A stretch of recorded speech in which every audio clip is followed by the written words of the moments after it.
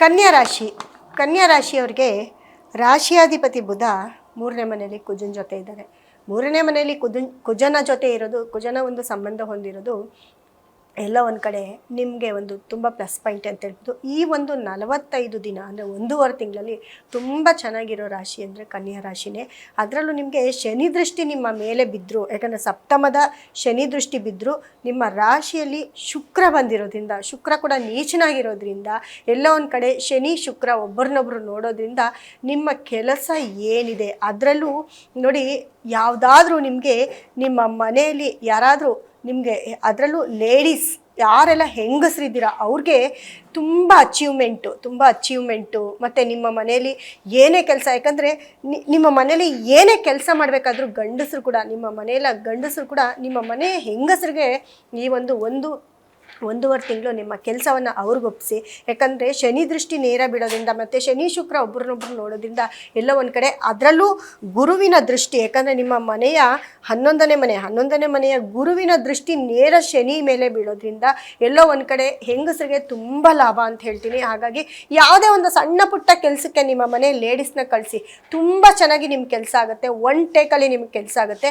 ಅದೇ ರೀತಿ ಅತಿ ಹೆಚ್ಚು ಮನೆಯ ಹೆಂಗಸರು ಏನಪ್ಪ ಮಾಡಬೇಕು ಅಂತಂದರೆ, ಅತಿ ಹೆಚ್ಚು ನೀವು ಶುಕ್ರನಿಗೋಸ್ಕರ ನಿಮ್ಮ ಮನೆಯಲ್ಲಿ ಡೈಲಿನೂ ನೀವು ತುಪ್ಪದ ದೀಪ ಹಚ್ಚಿ, ತುಂಬ ಒಳ್ಳೆಯದಾಗುತ್ತೆ. ಕನ್ಯಾ ರಾಶಿಯವರು ಯಾರೆಲ್ಲ ಇದ್ದೀರಾ ಅವರೆಲ್ಲರೂ ತುಪ್ಪದ ದೀಪ ಹಚ್ಚಿ. ಹೇಳೋದ್ನಲ್ಲ, ಕನ್ಯಾ ರಾಶಿ ಲೇಡೀಸ್ಗೆ ಮಾತ್ರ ಸೂಪರ್ ಟೈಮ್ ಅಂತ ಹೇಳ್ಬೋದು. ನೀವು ಯಾವುದೇ ಕೆಲಸ ಕಾರ್ಯ ಮಾಡಿ, ಅಥವಾ ನೀವೇನೋ ಒಬ್ಬರ ಹತ್ರ ಹೋಗಿ ಏನೋ ಒಂದು ಮೀಟಿಂಗ್ ಮಾಡಿ ನಿಮಗೆ ಓಕೆ ಆಗಿಬಿಡುತ್ತೆ, ಅಥವಾ ಒಂದು ಕಾರ್ ತೊಗೋಬೇಕಾ, ಗಾಡಿ ತೊಗೋಬೇಕಾ, ಮನೆ ತೊಗೋಬೇಕಾ, ಎಲ್ಲದಕ್ಕೂ ನೀವೇ ಮುಂದಾಳತ್ವವಾಗಿ ಹೋಗಿ. ಎಲ್ಲೋ ಒಂದು ಕಡೆ ನಿಮ್ಮ ಕೆಲಸ ಎಲ್ಲ ಪಾಸಿಟಿವ್ ಆಗುತ್ತೆ, ಯಾಕಂದರೆ ನಿಮ್ಮ ಒಂದು ಯೋಗ ಆ ರೀತಿ ಇದೆ ನಿಮಗೆ ಕನ್ಯಾ ರಾಶಿಯವರಿಗೆ. ಜೊತೆಗೆ ನೋಡಿ, ನಿಮಗೆ 2ನೇ ಮನೆ ಶುಕ್ರ ಧನಸ್ಥಾನದಲ್ಲಿ ಸೂರ್ಯ ಇರೋದ್ರಿಂದ ಎಲ್ಲೋ ಒಂದು ಕಡೆ ನಿಮಗೆ ನಿಮ್ಮ ಕೆಲಸ ಕಾರ್ಯ ತುಂಬ ಚೆನ್ನಾಗಾಗುತ್ತೆ ಮತ್ತು ನಿಮಗೆ ಧನದ ಅರಿವಿರೋದಿಲ್ಲ. ಯಾಕಂದರೆ 12ನೇ ಮನೆಯವನು ನಿಮಗೆ 2ನೇ ಮನೆಗೆ ಬಂದಿರೋದು ತುಂಬ ಲಾಭದಲ್ಲಿರ್ತಾನೆ. ಅದೇ ರೀತಿ ನಿಮ್ಮ ದೊಡ್ಡವರು, ನಿಮ್ಮ ತಂದೆಯಿಂದ ಕೂಡ ಯಾರೆಲ್ಲ ಮನೇಲಿರ್ತೀರಾ, ಅವ್ರ ತಂದೆ ಆಗಿರ್ಬೋದು, ತಂದೆ ಸಂಬಂಧರಾಗಿರ್ಬೋದು, ಅವರಿಂದ ಕೂಡ ಲಾಭನೇ ಅಂತ ಹೇಳ್ಬೋದು. 3ರಲ್ಲಿ ಬುಧ ಮತ್ತು ಕುಜ ಸ್ವಂತ ಮನೇಲಿರೋದ್ರಿಂದ ತುಂಬ ಸ್ಟ್ರಾಂಗ್ ಆಗಿರ್ತಾನೆ. ಬುಧ ಮತ್ತು ಕುಜ ಸೇರಿರೋದ್ರಿಂದ 3ನೇ ಮನೇಲಿ ಫ್ರೆಂಡ್ಸು, ಅಥವಾ ನಿಮ್ಮ ಅಕ್ಕ ತಂಗಿ, ನಿಮ್ಮ ಅಣ್ಣ ತಮ್ಮ, ಅಥವಾ ನಿಮಗೆ ಯಾರಾದರೂ ತುಂಬ ಬೇಕಾಗಿರೋರು ನಿಮಗೆ ತುಂಬ ಸಹಾಯ ಹಸ್ತವನ್ನು ನೀಡ್ತಾರೆ ಅಂತ ಹೇಳ್ಬೋದು. ನೀವು ಕೂಡ ತುಂಬ ಚೆನ್ನಾಗಿರ್ತೀರ ಅಂತ ಹೇಳ್ಬೋದು.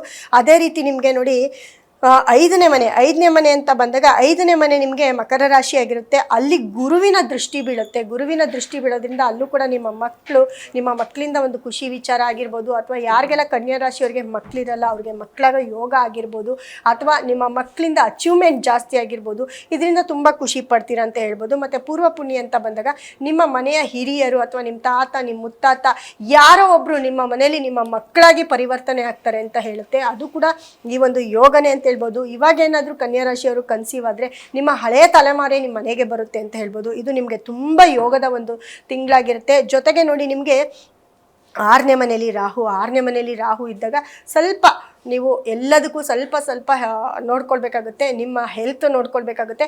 ಮತ್ತು ಯಾರಾದರೂ ನಿಮ್ಮ ಮನೆಯಲ್ಲಿ ನಿಮ್ಮ ಜೊತೆ ಇರೋರು ಯಾರಾದರೂ ತಂದಿಕ್ಕಿ ತಮಾಷೆ ಮಾಡ್ಬೋದು, ಅದನ್ನು ಸ್ವಲ್ಪ ಕೇರ್ಫುಲ್ಲಾಗಿ ನೋಡ್ಕೊಳ್ಬೇಕಾಗುತ್ತೆ.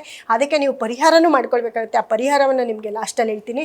ಜೊತೆಗೆ ನಿಮಗೆ ಶನಿ ನಿಮಗೆ 7ನೇ ಮನೆ ಶನಿ ನೇರ ದೃಷ್ಟಿ, ಆದರೆ ಅಲ್ಲಿ ಗುರುವಿನ 9ನೇ ದೃಷ್ಟಿ ಬೀಳೋದ್ರಿಂದ ಅಲ್ಲೂ ಕೂಡ ನಿಮಗೆ ಪಾಸಿಟಿವ್ ಆಗಿರುತ್ತೆ. 7ನೇ ಮನೆಯಲ್ಲಿ ಎಲ್ಲೋ ಒಂದು ಕಡೆ ಅರ್ಧ 50-50 ರಿಸಲ್ಟ್ ಸಿಕ್ಕತ್ತೆ. ಹಾಗಾಗಿ ನಿಮ್ಮ ಲೈಫ್ ಪಾರ್ಟ್ನರ್ ಜೊತೆ ತುಂಬ ಚೆನ್ನಾಗಿರ್ತೀರಿ ಅಂತ ಹೇಳ್ಬೋದು. ಚೆನ್ನಾಗಿರೋಕ್ಕೆ ಟ್ರೈ ಮಾಡಿ. ಎಲ್ಲ ಒಂದು ಕಡೆ ಮನಸ್ತಾಪ ಇದ್ದರೂ ಈ ಒಂದು ಟೈಮಲ್ಲಿ ಸ್ವಲ್ಪ ನಿಮಗೆ ಆ ಮನಸ್ತಾಪ ದೂರ ಆಗುತ್ತೆ, ಅಥವಾ ಅವರಿಂದ ನಿಮಗೆ ಬ್ಲೆಸ್ಸಿಂಗ್ಸು, ನಿಮ್ಮಿಂದ ಅವ್ರಿಗೆ ಬ್ಲೆಸ್ಸಿಂಗ್ಸು, ಎಲ್ಲ ಒಂದು ಕಡೆ ತುಂಬ ಚೆನ್ನಾಗಿರ್ತೀರ ಅಂತ ಹೇಳ್ಬೋದು. ಜೊತೆಗೆ ನಿಮಗೆ ಮುಖ್ಯವಾಗಿ ಏನಪ್ಪ ಅಂತಂದರೆ, ಗುರು ನಿಮಗೆ 11ನೇ ಮನೇಲಿ ಬಂದಿರೋದು ತುಂಬ ಲಾಭದಲ್ಲಿದ್ದಾನೆ. ಗುರುವಿನ ಲಾಭ. ಅದೇ ರೀತಿ ನೋಡಿ, ನಿಮಗೆ 3ನೇ ಮನೆ, ಅದೇ ರೀತಿ ನಿಮಗೆ 5ನೇ ಮನೆ, ಮತ್ತು ನಿಮಗೆ ಮೀನರಾಶಿ 7ನೇ ಮನೆ, ಇದು ಕೂಡ ನಿಮಗೆ ಆಕ್ಟಿವೇಟ್ ಆಗುತ್ತೆ. ಈ 3 ಮನೆಗಳ ಲಾಭ, ಜೊತೆಗೆ ನಿಮಗೆ 11ನೇ ಮನೆ ಲಾಭ. 11ನೇ ಮನೆ ಅಂತಂದರೆ ನಿಮ್ಮ ದುಡ್ಡು ಕಾಸು ಎಲ್ಲವೂ ಕೂಡ ಈ ಒಂದು ಟೈಮಲ್ಲಿ ನಿಮ್ಮ ಸೇವಿಂಗ್ಸ್ ಜಾಸ್ತಿ ಆಗ್ತಾ ಹೋಗುತ್ತೆ. ಸೇವಿಂಗ್ಸ್ ಜಾಸ್ತಿ ಆಗಬೇಕಂದ್ರೆ ನಿಮಗೆ ದುಡ್ಡು ಬರಬೇಕು. ಹಾಗಾಗಿ ನಿಮ್ಮ ದುಡ್ಡು, ನಿಮ್ಮ ಸೇವಿಂಗ್ಸು ಅತಿ ಹೆಚ್ಚು ಜಾಸ್ತಿ ಆಗ್ತಾ ಹೋಗುತ್ತೆ ಅಂತ ಹೇಳ್ತೀನಿ. ಮುಖ್ಯವಾಗಿ ಕನ್ಯಾ ರಾಶಿಯವರು ಏನಪ್ಪ ಮಾಡಬೇಕು ಅಂತಂದರೆ, ಅತಿ ಹೆಚ್ಚು ನೀವು ಕನ್ಯಾ ರಾಶಿಯವರು ಅತಿ ಹೆಚ್ಚು ಹೆಸರುಗಳನ್ನು ಡೈಲಿ ಡೈಲಿ ಒಂದು ಚೂರಾದರೂ ಹೆಸರು ಕಾಳನ್ನು ಯೂಸ್ ಮಾಡಿ ಅಥವಾ ಅದ್ರ ಸ್ಪೋರ್ಟ್ಸ್ ಮಾಡಿಸ್ಕೊಂಡು ತಿನ್ನೋದು, ಅಥವಾ ಹೆಸರು ಕಾಳನ್ನು ಎಲ್ಲೋ ಒಂದು ಟೆಂಪಲ್ ಕೊಡೋದು, ಇಲ್ಲ ಮನೇಲಿ ತಂದು ಹೆಸರು ಕಾಳನ್ನ ಅತಿ ಹೆಚ್ಚು ಸ್ಟಾಕ್ ಮಾಡೋದು, ಇದೆಲ್ಲ ಮಾಡಿದ್ರೆ ನಿಮಗೆ ಈ 1.5 ತಿಂಗಳು ನಿಮ್ಮದೇ ತಿಂಗಳು ಅಂತ ಹೇಳ್ಬೋದು. ನವೆಂಬರ್ ಪೂರ್ತಿ ಸಿಕ್ಕಾಪಟ್ಟೆ ರಾಜಯೋಗದಲ್ಲಿ ಇರ್ತೀರ ಕನ್ಯಾ ರಾಶಿಯವರು ಅಂತ ಹೇಳ್ತಾ ಮುಂದಿನ ರಾಶಿ ಬಗ್ಗೆ ಮಾತಾಡೋಣ.